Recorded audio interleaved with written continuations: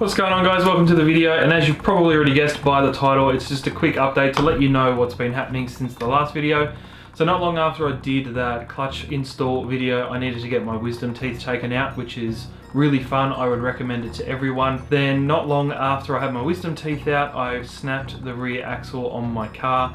As I was leaving work, I heard a loud bang and a lot of crunching noises. I lost all power, and it sounded like, when I listened under the car, it sounded like it was sort of around the diff area, but it was actually the left-hand rear axle which snapped. So I lost all power and couldn't go anywhere. I had to get it towed from just outside my work. Basically, I only made it like 150 meters out of the driveway before it snapped, and then it got towed to Race Division.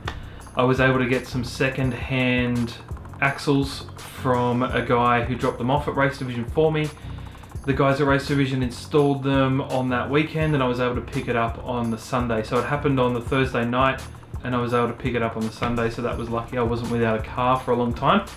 That being said, after my axles snapped and then were fixed, my PC broke a few days after that. So I haven't been able to compile a video of me installing the stereo, which I have done now, but it was essentially, as I was editing that video, I loaded all the footage onto the PC and then tried to access the hard drive, and the computer just wasn't finding the hard drive. There was just nothing showing up. There was no C drive showing up. There was nothing.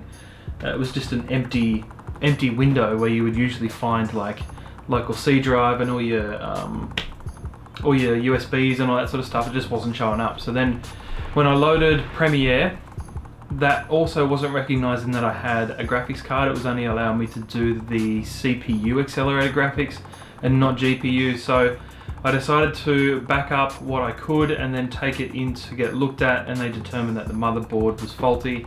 So after that, it was basically a case of me ordering a heap of parts and assembling and building that PC. So that PC I built myself. I ordered the parts from where I work. Essentially, I got a lot of parts from there because I work for an IT distributor.